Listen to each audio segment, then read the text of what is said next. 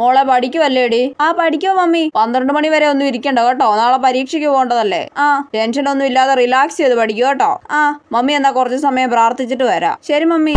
ദൈവമേ, എന്റെ കൊച്ചു നാളെ +2 പരീക്ഷ എഴുതാൻ പോവാണേ. അവൾക്ക് ഇഷ്ടമല്ലാത്ത വിഷയമായ സയൻസ് അവളെ കൊണ്ട് ഞങ്ങൾ നിർബന്ധിച്ചെടുപ്പിച്ചതാണേ. കോഴ്സ് എടുത്ത് കഴിഞ്ഞപ്പോഴാണ് ഞങ്ങൾ അറിഞ്ഞത് ഇവളൊരു മണ്ടിക്കൊച്ചാണെന്ന്. അതുകൊണ്ട് ഇപ്പൊ എന്റെ കൊച്ചു പരീക്ഷയുടെ തലേന്ന് പഠിക്കാൻ പാടുപെടുവാണേ. അവൾക്ക് നല്ലോണം പഠിക്കാനും അവൾ പഠിക്കുന്നതൊക്കെ പരീക്ഷയ്ക്ക് എഴുതാനും സാധിക്കണമേ. അവളൊരു മണ്ടി കൊച്ചായതുകൊണ്ട് പഠിച്ചൊന്നും പരീക്ഷയ്ക്ക് എഴുതാൻ ഒരു സാധ്യതയുമില്ല. ക്വസ്റ്റ്യൻ വായിച്ചാൽ പോലും മനസ്സിലാവാത്ത ഒരു കൊച്ചാണ് അവള്. അതുകൊണ്ട് അവളെ പരീക്ഷയ്ക്ക് സഹായിക്കാൻ കൂടെ നല്ല പഠിക്കുന്ന ഏതെങ്കിലും കൊച്ചുങ്ങളെ ഇരുത്തണേ. ഇനി അഥവാ അങ്ങനെ ആരും ഇല്ലെങ്കിൽ അവൾക്ക് ആൻസർ ഒക്കെ പറഞ്ഞു കൊടുത്ത് സഹായിക്കാൻ പറ്റിയ ടീച്ചർ ആയിരിക്കണേ അവളുടെ പരീക്ഷാ ഹാളിൽ ഉണ്ടാവേണ്ടത്. അതും പറ്റത്തില്ലെങ്കിൽ സിലബസിന് പുറത്തുനിന്നുള്ള ചോദ്യങ്ങൾ വന്ന് അവളെ ജയിപ്പിക്കണേ. അവൾക്ക് +1 തീരെ മാർക്കില്ലായിരുന്നു. ഇംപ്രൂവ്മെന്റ് എക്സാം എഴുതിയിട്ടും ആ മണ്ടിക്ക് തീരെ മാർക്കില്ലായിരുന്നു. അതുകൊണ്ട് അവളെ +2 തോൽപ്പിക്കാതെ എങ്ങനെയെങ്കിലും ജയിപ്പിച്ച് വിടണേ.